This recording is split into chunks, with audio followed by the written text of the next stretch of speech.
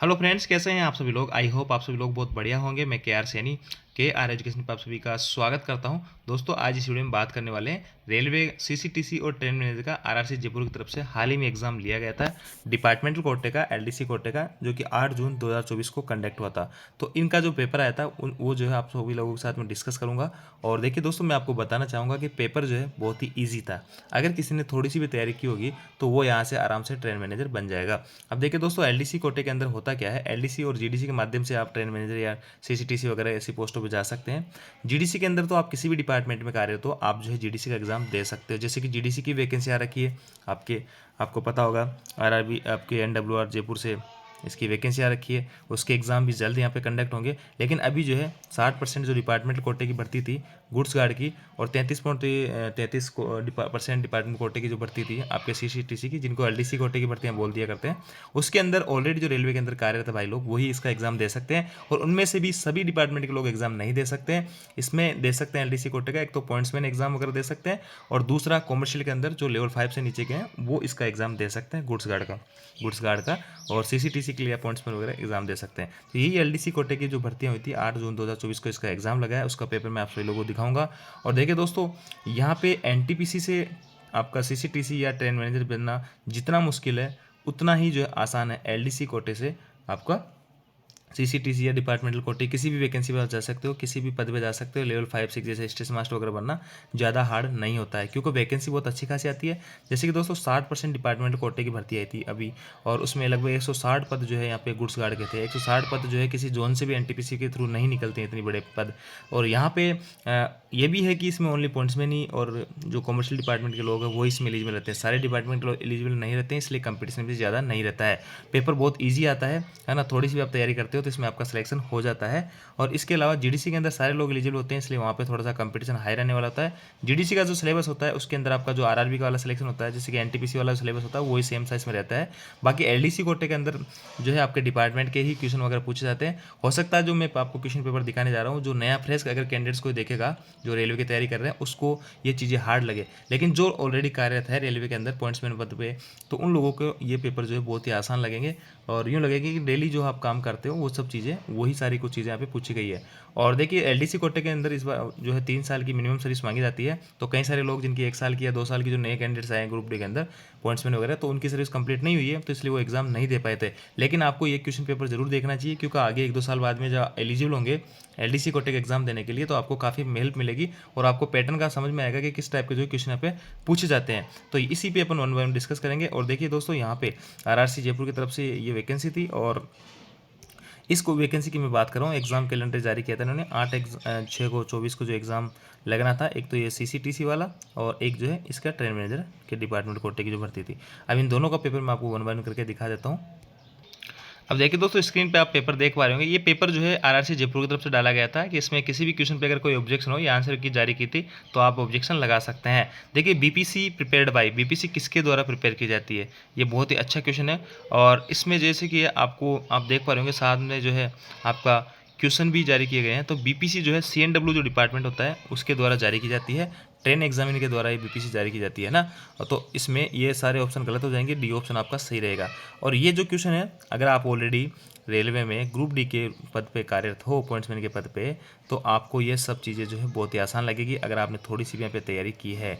और देखिए shunt signal protect, shunt signal किसके द्वारा प्रोटेक्ट होते हैं, है ना। इसमें संट सिग्नल आपके जो है पॉइंट के द्वारा प्रोटेक्ट होते हैं। और there are zone Indian railway, कितने जोन जो इंडियन रेलवेज़ के अंदर है ना, 16 जोन जो यहाँ पे इंडियन रेलवेज़ के अंदर यहाँ पे है। इसके अलावा number of question order memo, question order का जो नंबर क्या होता है ना, T409 होता है, और TA409 भी होता है, TB409 भी होता है। लेकिन इसमें वो ऑप्शन वगैरह नहीं है, क्योंकि वो एक तो नील का होता है, एक रिमाइंडर का होता है। तो यहाँ पे क्वेश्चन ऑर्डर जो आपका रहता है T409, ऑथोरिटी के बारे में पूछा गया है, कई सारे क्वेश्चन जो आपको ऑथोरिटी से हैं। तो अगर आप अपने स्टेशन मास्टर के साथ में, मैं आपको फिर से कह रहा हूँ, अगर आप जैसे कि किसी स्टेशन पॉइंट्समैन है और आप अपने स्टेशन मास्टर के साथ में ये सारी चीज़ें डिस्कस करेंगे, तो आपको अच्छे से सारी कुछ चीज़ें क्लियर हो जाती है, क्योंकि स्टेशन मास्टर वगैरह को डिटेल से ये सब चीज़ें पढ़ाई जाती है। जेएनडी सर वगैरह में वो पढ़ते हैं, तो इन सब चीज़ों का ध्यान होता है, और इनका आप डिस्कस करके अच्छी से तैयारी कर सकते हैं। और आप लोगों को भी कई इनमें से कई सारी चीज़ों का नॉलेज होता है, और नहीं होता है तो इनके नोट्स वगैरह आप पढ़ के अच्छे से आप जो है इसकी तैयारी कर सकते हैं। और देखिए ब्रेक पावर जो होता है मेल एक्सप्रेस के लिए, जो पैसेंजर गाड़ियाँ होती है उनके लिए 100% जो है ब्रेक पावर यहाँ पे होना जरूरी होता है। वो in-charge train during journey for metal है, यानी ट्रेन जब चलती है तो इसका इंचार्ज कौन होता है? ट्रेन मैनेजर, नाम से स्पष्ट है। और वैसे ही ट्रेन मैनेजर ही चलती जो रनिंग गाड़ी होती है उसका पूरी का इंचार्ज होता है। What is colour of break pipe? Break pipe का जो है कलर किस टाइप का होता है? देखिए वहाँ पे जो है ग्रीन और अलग अलग टाइप के जो पाइप होते हैं, ग्रीन और वाइट। तो इनमें से बीपी का जो किसका पूछा है? ब्रेक पावर का। बीपी का जो पावर होता है वो इस ग्रीन कलर का होता है। इसके अलावा दोस्तों और भी कई सारे क्वेश्चन हैं, जैसे कि आप नए भी कैंडिडेट्स हो तो ये पेपर मैं आपको टेलीग्राम ग्रुप में डाल दूंगा। वहाँ पे ऑलरेडी 7,500 से ज़्यादा लोग जुड़े हुए हैं। आप वहाँ ज्वाइन कीजिएगा। ये सारे पेपर सेट मैं आपको वहाँ पे डालने वाला हूँ। वहाँ से जाके आप इनकी तैयारी कर सकते हैं और देख सकते हैं किस टाइप के क्वेश्चन जो आपके इसमें पूछे जाते हैं। पेपर जो है बहुत ज़्यादा, देखिए ऑथोरिटी के क्वेश्चन देखिए कम से कम 5 से 10 क्वेश्चन तो आपके ऑथोरिटी के पूछे गए हैं। यहाँ पे देखिए which authority issue to pass detective stop signal on signal. ये जो है 3693 भी अपन देते हैं। अगर कोई सिग्नल जैसे कि अपना होम सिग्नल खराब हो जाता है और अपन उसको गाड़ी को लेते हैं, है ना, या detective stop signal in on condition, या फिर जो है अपन स्टार्टर से किसी गाड़ी को गुजारते हैं ऑन कंडीशन में फेल हो जाता है, तो अपने दोनों में केस में ये ऑथोरिटी अपन देते हैं। तो इन सभी ऑथोरिटी का आपको पता होना चाहिए। इसके बाद में ये during parting train with authority, ये आपकी ऑथोरिटी की संटिंग ऑथोरिटी, संटिंग T800 अपन देते हैं, आप सभी लोगों को पता है संटिंग आदेश। और mock drill shall be conducted once in month, यानी एक महीने में मॉक ड्रिल कितनी बार होती है? 2 बार होती है। तो ऐसे करके एक पेपर आप देखिएगा, एनालिसिस कीजिएगा। अगर आपने थोड़ी सी भी तैयारी कर रखी है, ऑथोरिटी के बहुत सारे क्वेश्चन इसमें आ रखे हैं। अगर आप आगे तैयारी करेंगे तो इन पर विशेष ध्यान रखिएगा कि ऑथोरिटी आपको सारी कुछ याद रहे कि कौन सी ऑथोरिटी जो है कब काम में ली जाती है। और targeted time of starting of ART during ART एरमी जो होती है अपनी मेडिकल वैन, उनके पास में कितना टाइम होता है, ये सारी कुछ चीज़ें यहाँ पे और ऑप्शन आप देख सकते हैं। Calling on signal is stop signal subsidiary permissive, है ना, सब्सिडरी सिग्नल होता है क्योंकि ये जो है स्टॉप सिग्नल तो अपना होम सिग्नल होता है और इसी के नीचे कॉलिंग ऑन सिग्नल लगा होता है, तो ये सब्सिडरी सिग्नल होता है, मेन सिग्नल ये नहीं होता है। ऐसे करके बहुत सारे क्वेश्चन है इसमें। आपके LDC कोटे के अंदर 110 क्वेश्चन आते हैं, जिसमें से 10 क्वेश्चन जो होते हैं राजभाषा के होते हैं। इनमें से आपको 100 ही क्वेश्चन के आंसर करने होते हैं। 1/3 की जो है माइनस मार्किंग रहती है। 10 क्वेश्चन ऑप्शनल होते हैं, इसको आपको नहीं करना है। 100 का ही आपको आंसर देना है।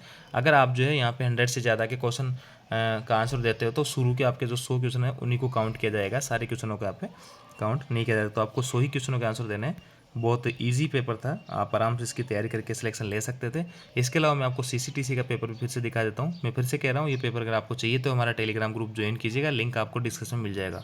अब देखिए दोस्तों CCTC का पेपर है तो इसमें CCTC से रिलेटेड CCTC के जो काम के होंगे कुछ क्वेश्चन वो पूछे जाएंगे और कुछ क्वेश्चन जो है आपके जनरल जो अवेयरनेस वगैरह के हैं या और भी कुछ क्वेश्चन आपके मैथमेटिक्स के वगैरह के भी आपके पूछे जा सकते हैं।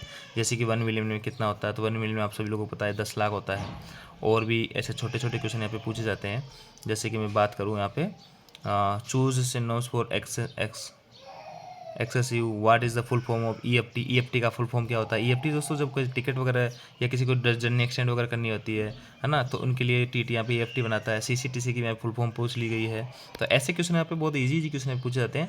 अब आप अंदाज़ा लगा लीजिए कि एक तरफ NTPC जहाँ पे आपको बहुत सारी किताबें पढ़नी पड़ती अलग अलग टाइप की, यहाँ पे सिर्फ आपको कुछ नोट्स मानिए आप अगर 50 पन्नों की अगर कोई किताब आपके पास में नोट्स वगैरह की अगर वो भी पढ़ लेते हो तो आपका CCTC या गुड्स गार्ड में सिलेक्शन लेना बहुत ही आसान होता है।